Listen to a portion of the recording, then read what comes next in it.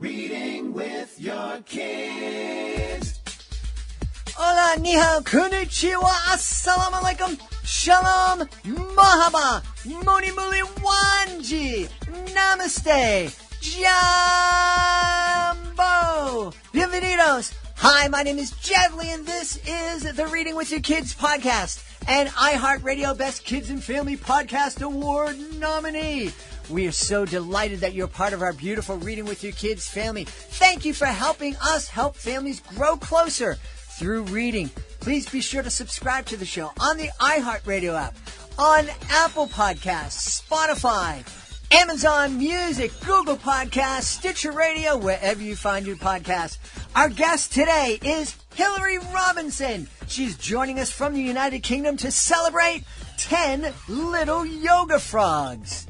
Before we invite Hilary into the studio, I am really excited. You know, I love the fact that I get to speak to Hilary over in the United Kingdom. I get to speak to authors all around our beautiful planet. And having that connection with people in different parts of the world reminds me of what a beautiful, wonderful planet we live in and how important it is for us to care for our planet. That's why I'm really super excited to let you know that on Earth Day, April 22nd, we are launching a special series of episodes here in the podcast called Protecting the Earth with Your Kids. I'll be joined by my co-host, Alexia Brown. She's a really incredibly talented and passionate young woman. You're going to love her. And you're going to love this series. You're going to meet some great authors. You're going to learn some great ways that you can engage your kids. You can work together to help protect our planet. It all happens here on the Reading with Your Kids podcast on Earth Day 2021.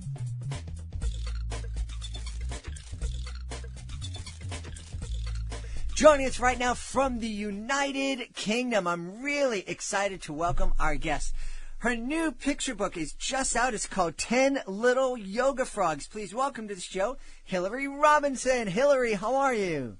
Oh, I'm very well. Thank you, Jed. Very grateful to be healthy and well at this present time. So lovely to be on your show as well. Thank you so much for inviting me. You're very welcome. Boy, oh boy, you're absolutely right. We are speaking. We're just about at the 1 year, I don't want to say anniversary because this is nothing to celebrate, but it's been a year since, a little bit more than a year since the world has been on lockdown.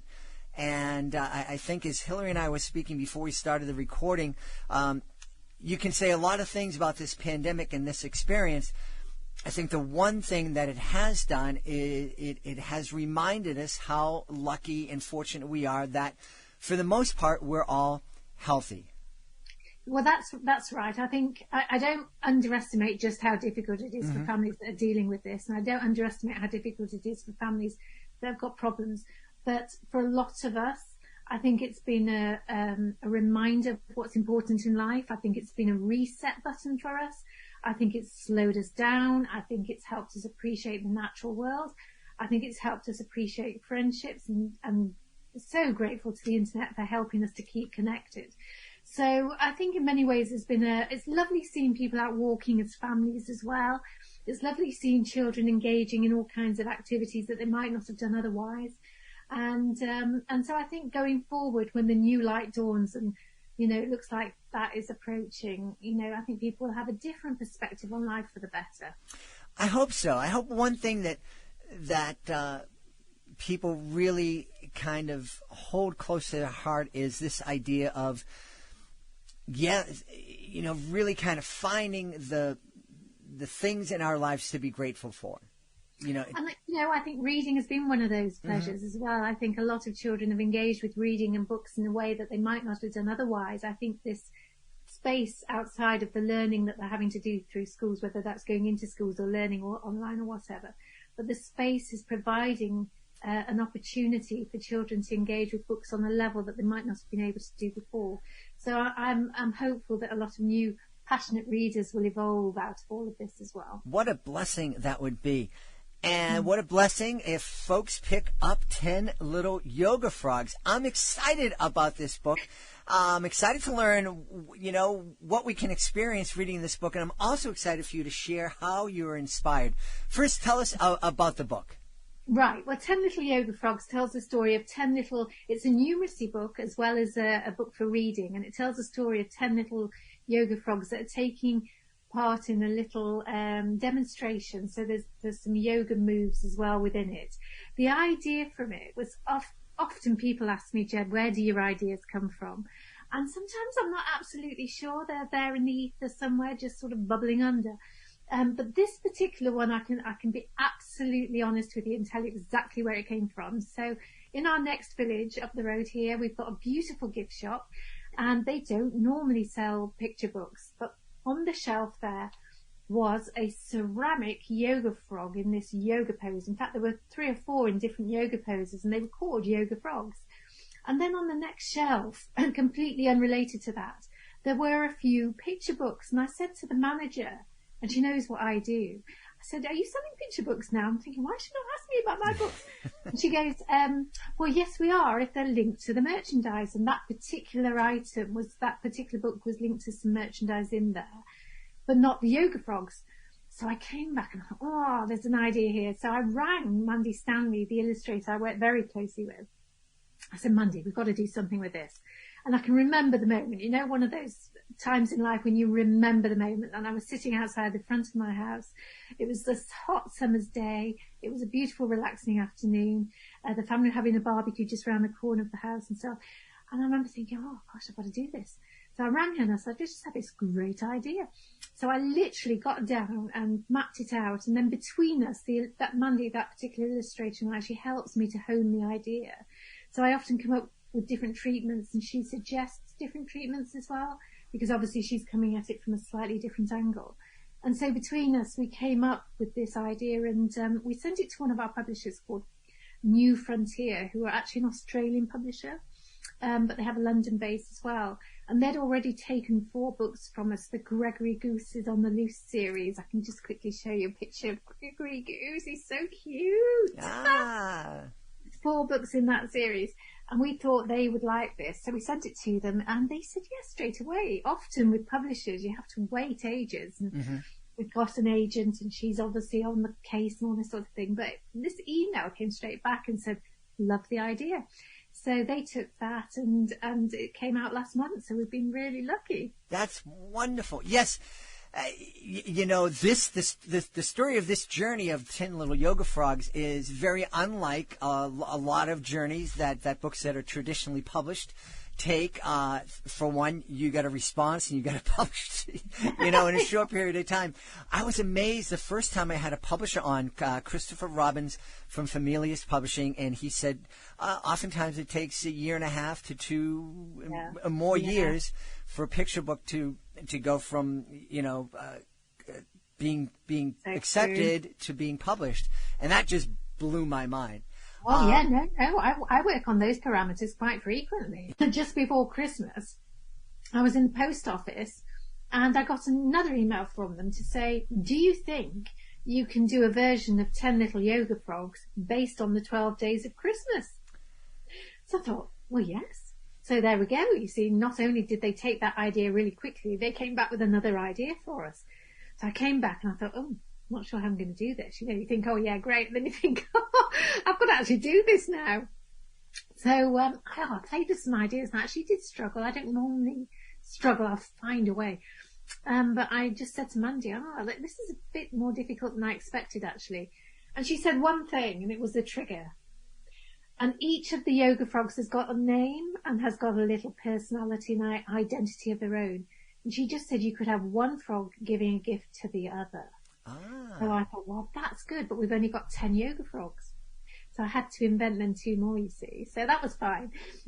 So what we've done with that story, and that will come out in August, is we celebrate the natural world, which I know that a lot of children are engaging with in a different way now because they're taking the time to walk and appreciate their natural surroundings. I know here in England they're doing a lot of gardening and a lot of horticulture and growing their own food, cooking their own food and baking and so on. So that engagement is really quite heightened at the moment. And so I based it all on the natural world. So I don't give too much away just yet, but it's one to look out for. So we're really excited about that. That is really exciting. You know, the other difference in that your book took is that one of the things we hear is so often that, especially with books that are published by a traditional publisher, there is very little, if any, contact between the illustrator and the author. It seems in this case, you and Mandy are quite the team. You are creating together as the story grows. It's not like you took the story and handed it off to her and let her have at it. You are actually engaged in working together, collaborating on it. Well, it's interesting you say that because you're absolutely right. Quite often the publishers like to choose the illustrator and then they will oversee the proceedings. And quite often you don't get to meet the illustrator. You have no contact with them and all the rest of it. Now, what happened was, in this case, Mandy and I were put together by another publisher called Little Tiger Press. And this is going back some time, maybe 15 years. And I didn't think anything more of it at the time. It worked on that arrangement that you've just explained, that the publishers oversaw the whole process. And then I was at a wedding, and sitting on the table was the children's book buyer for W.H. Smith, which is a major book-selling retail outlet in this country. And that was pure chance. And even the wedding party didn't connect that at first. In fact, it was her husband that had been invited, and he was obviously, she was with him. And she said to me, "Did you write The Princess's Secret Letters with Mandy Stanley, the illustrator?" So I said, "Yes, that's our book." And she said something really interesting, which nobody's ever said before. And she said, "It's the best collaboration of an artist and an illustrator and an author that I've ever seen." And so she picked up on something there, which is fascinating because she didn't know me, she didn't know Mandy, but from our work she could see a connection. Mm-hmm. And by this point, Mandy and I had established a friendship and done a second book as well for that particular publisher. And always after that, I'd hoped that we'd be able to team up again. And that's exactly what happened. So now we do come as a team. And when we approach publishers, we say we are a team. And if they were to say, well, we want a different author or a different illustrator, we say, well, sorry, our product is us and this is it. Because no idea is entirely mine and no idea is entirely Mandy's. It's a real matching of the minds. And we really work well together like that. So we're very, very proud of our friendship. And then the bizarre thing is we discovered all kinds of similarities about our lives. Right down to in fact, you might be able to see, I don't know, my teddy bear. Yep. My teddy bear, I had him when I was a baby, brought by my grandma when I was about 6 months old, bought by my grandma when I was about 6 months old. And I'm 59 now, and he's called Boo Boo. And Mandy's teddy bear is called Boo Boo. Both our husbands are called Andrew, and we've both got 2 children. They were born around the same time. So many similarities, parallels in our lives. It does make you wonder if there's something there going on. Do you know what I mean? Uh-huh. So she's been a delight. So we've done, I can't remember how many books together, 8, 9, 10, 11, 12. 12, I think. Wow. So, and we're keeping on going.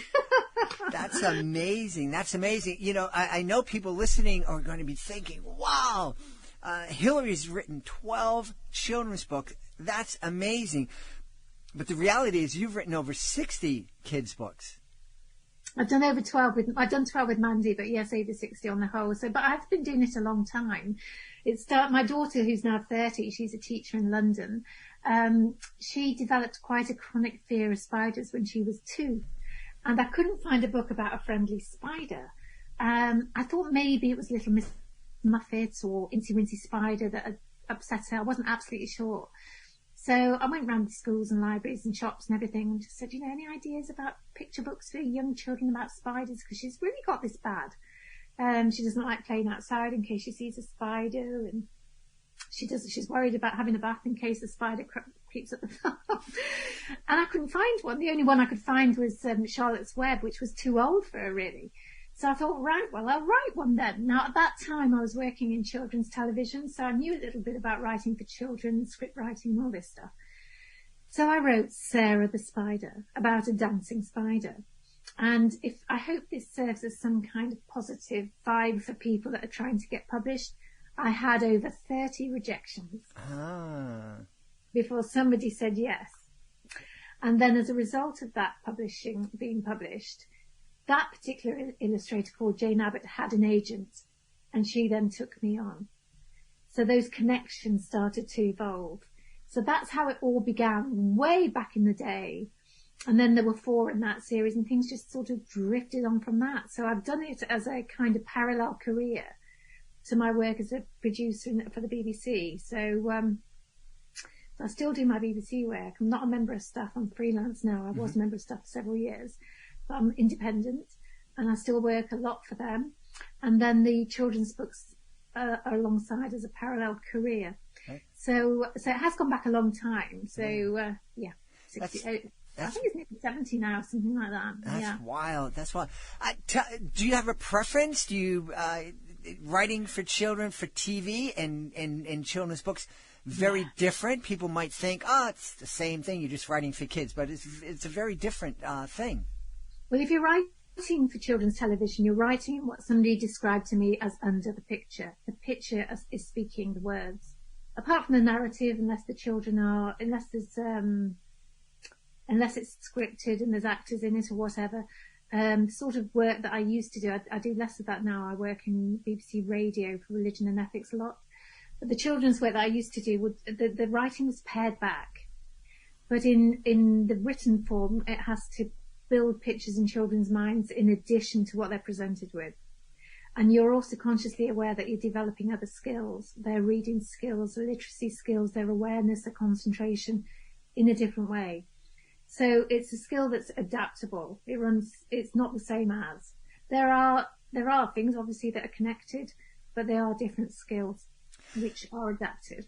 I'm thinking and looking back, I experienced a lot of television with my kids when they were younger.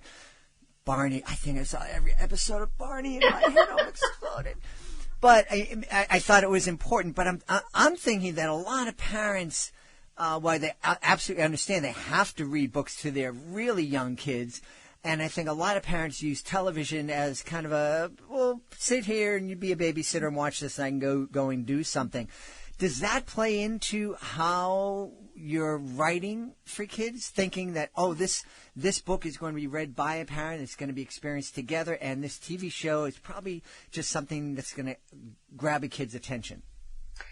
There is an element of that, I wouldn't deny, and I think they both have their attributes in different ways. So I wouldn't knock one in for the benefit of the other. I think there are different skills that can be gained from both. I would be concerned about the amount of screen time some children are having, especially now if they're learning online. Obviously, there's a lot of screen work going on already. So having that space away and picking up a book is perhaps more important now than it has ever been.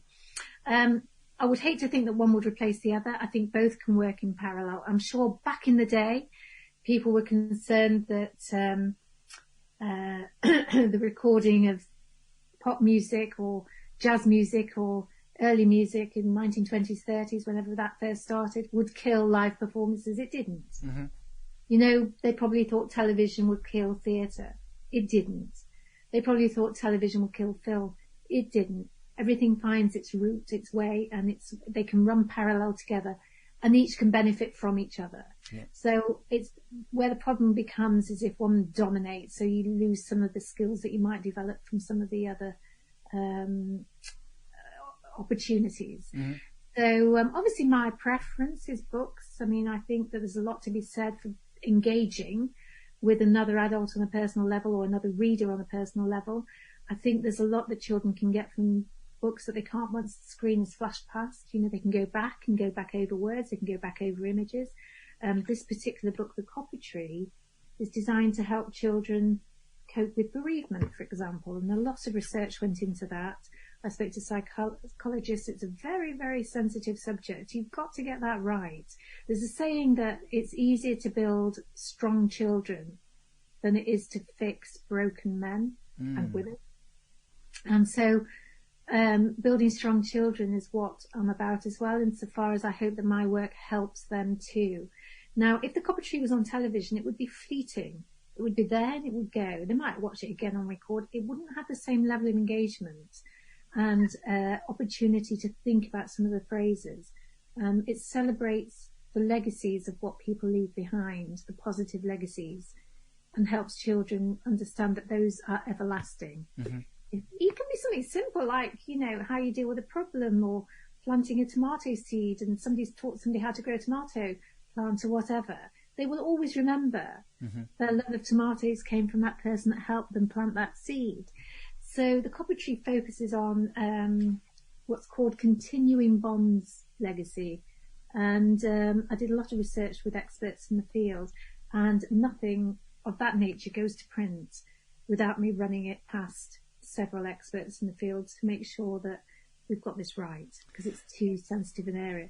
So that particular book, I don't think would work quite as well on the screen, although it would have a message that would get across, and I wouldn't be at all perturbed if it did become a series, or that's the series of the children, because we've also done fostering and adoption and family breakup in that series. But the subjects are so sensitive that I would prefer that they were dealt with by families or experts in the field on a one-to-one with the children. Yeah. So that's where I think books have their place. But I wouldn't rule out any of the benefits to be had from some of the parallel media alongside.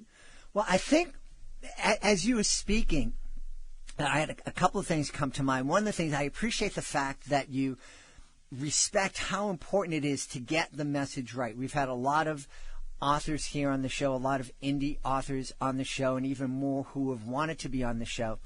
And quite frankly, when we review the books, and early on, it was everybody was wanting to get their anti-bullying book on the show, and there were some messages that were being put across that just were inappropriate. And that was a field that I had a lot of expertise and knowledge in.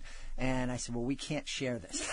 So I appreciate the fact that you take the extra step and actually consult with experts in the field to make sure that your message is right.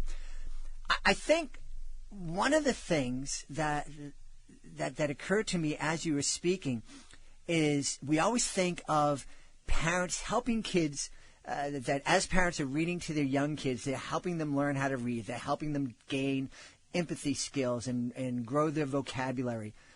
But I think the reverse can be true, too, and I hope it's true, is that the kids are helping the parents understand how cool it is to spend time together and to talk about the books together and to have meaningful conversations.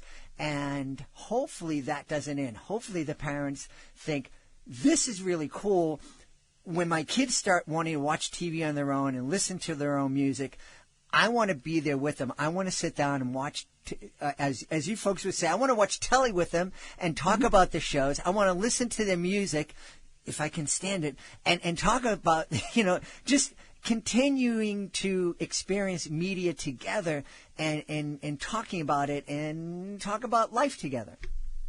That's it. That is exactly it. Now, the thing about books are becoming cool again. Mm-hmm. I mean, I don't think they ever went out, but what you're getting now is a broader audience engaging with them, because there's so many schemes and projects involved with that. And that's a great thing. And I do think that the pandemic has helped us in that respect as well. So I definitely think that. I'm also mindful of the fact that in the Copper Tree, for example, the book about bereavement, it's actually helping the adults too, because they're difficult subjects. And if they're unsure how to deal with grief and bereavement in the family, then this is one way for them to help find a way to approach it and be confident in the fact that the science and the psychological and all those aspects have been considered. The mental health aspect of it has all been considered. So people do write to me and ask for my recommendations and all that kind of thing. And it's not just my work as well as other people's work that I would also mention. There's a book called The Big Bag of Worries, for example, which is hugely popular here. And so I like to think we're helping the adults too. So they'll think if the children think it's cool, the adults will. If the adults feel it's cool, also that translates to the children too. Children have a primal sense of fairness. They pick up on vibes. They instinctively know if that adult is uncomfortable, unhappy. They instinctively know that. If a parent is enthusiastic, that works. If you start the day with a positive thought, you'll be uplifted for most of the day. And the people around you then get drawn into that positive atmosphere. If parents or guardians or adults or readers of any form are positive about what they're doing, excited about what they're doing, the children are like magnets. They'll link into it and absorb that energy. Mm-hmm. And it's all for the good for everyone then, you know? Absolutely. So it's an exciting field to be in, and it's just lovely and a joy to be a part of people's lives in that. So that is a privilege for me as a writer to be part of people's lives in that respect. That's wonderful. Hey, just one quick question. I know you're in the UK, we're in the United States. Theoretically, we're speaking the same language, although sometimes I imagine in the UK you might not think that we're speaking proper English, and that's okay. But there are differences, and I've heard from authors that either they're here in the States and they're writing and their book is wanting to be published in the UK, and they're asked to change language and spelling, and vice versa. What's your take on that? Personally, I love reading books that are written by English-speaking authors from different countries, because I love learning those phrases and patterns of speech. Well, it's interesting you say that, because one of the first book that I did with Mandy, The Princess's Secret Letters, the US version of that, they changed scones. Do you know what scones are, Jed? The little cookie things. Yeah. So they changed them to something else. It wasn't cookies, and I can't remember what it was now. Muffins, I think. Maybe muffins. That could be it, yep.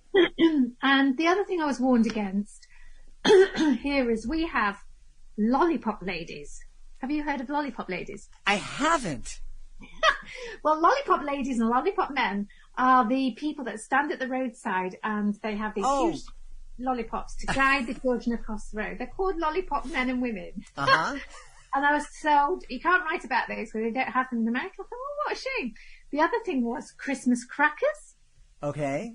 Do you not have Christmas crackers? Well, we have crackers, but I don't know if we call them Christmas crackers. You don't eat them. You pull them. Oh. You pull them. And before you start your Christmas dinner, you pull the cracker, a little toy comes out, a hat, and a riddle. And I cannot believe that has not been exported to the US. If anything, I would have said that came from the US. Well, and my point is, I'm amazed, and I had a discussion. I was at a conference, and the two men presenting at the conference were from the UK. And I was with a number of other educators, and most of them were from the southern part of the States or the Midwest. And the presenters, I think they used flat for an apartment or lorry for a truck. Okay. And the people around me were absolutely baffled and had no idea what they were speaking about. And I'm like, haven't you ever watched a show from the BBC? Or it's not that hard to figure out with context clues. I mean, please. Yeah, the fortnight is another one, 2 weeks. Right. Fortnight. And you say the fall for autumn, don't you? Yes, we do. Yeah, yes. We say autumn. And the other one is you don't have hedgehogs in America? Am I right? No hedgehogs? Well, I know what a hedgehog is. I don't think they live here, but you don't hear that phrase that often. Okay. Well, my view is, I think it's a shame. I think that I've always said the greatest weapon in the world are words. Mm-hmm. Right? You can put down your arms, words. Mm-hmm. If we understand everybody's way of life, whether that's their vocabulary or how they do things, we appreciate it more. And we can involve that in our own lives. And that can only be a positive. So whilst I have to fit in with what the publishers say, I do think it's disappointing that I can't write about lollipop ladies for you. I think that would be really fun. That's one of the things I love about doing this podcast. I learn something every day, and the next time we call them flag men, flag women here in the United States. Yeah. The next time I pass one by, I'm thinking a lollipop lady, lollipop man. Well, my sister lives in Florida actually, and she's been there for about 7 or 8 years now. and she's picked up quite a lot of Americanisms, and so she'll talk about stuff, and she even writes favourite without the U in, which is unusual. But that's great. And I think that the more we understand about each other, the more compassion you have between each other as well. So I'm all for this universal sharing of cultures. Absolutely. Absolutely. And understanding, and just understanding the differences, and I think is especially important for English speakers here in the States to understand that, hey, our brothers and sisters in the UK, they speak the same language, but they do it a little bit differently. And they have their own unique perspective on life. That's really wonderful, because that can help us understand that, everybody who speaks Spanish, it's not this monolith culture. There's different cultures all around the world that speak Spanish, and they use the words differently, and they have different phrases and understandings and perspectives, and you can translate that to different languages everywhere. And I think it's just a wonderful thing. Hilary, I'm having a great time speaking to you, but I know people are going to want to know where they can go to find out more about you and to find out about all 70 books that you've written over the years. Well, I have got a website, www.hilary with one L, hilary.robinson.co.uk. And I do know some of them are in American stores as well, especially Mixed Up Fairy Tales, which is one that's been very popular. That was bought by one of the American bookshops, and I can't remember which one it is now, but anyway, so I think the best thing is either to go to the website. I can be contacted through that as well, but the books can be sourced from various different outlets online, so that's how we're all shopping at the moment, isn't it? So but thank you for that. And Jed, I have so enjoyed chatting to you. It's one of the best podcasts I've done, I think, insofar as you've asked all the great questions, so thank you so much for that. Well, you're very, very welcome. We've had a great time speaking to the author of 10 Little Yoga Frogs and a whole lot of other picture books, Hilary Robinson. Hilary, thanks so much for being part of the show. My pleasure, Jed. Thank you so much for all your great work as well. Thank you. Please be sure to join us for the next edition of the Reading with Your Kids podcast. Our guest will be Jennifer Garrett. We hope you join us. That's the next episode of the Reading with Your Kids podcast. Want to thank the folks who made today's show so wonderful. Of course, want to thank our guest, Hilary Robinson. Be sure to check out 10 Little Yoga Frogs. Also want to thank my team, Alejandro Doherty, Fatima Khan, Alexia Brown, Hannah Pat Oboyski. I want to thank my beautiful wife for all the support she gives me. I mostly want to thank you. Thank you so much for taking the time to join us today. And as always, thank you so very much for taking the time to make the world a better place by reading with your kids. I'll be looking for you in the next edition of the Reading with Your Kids podcast.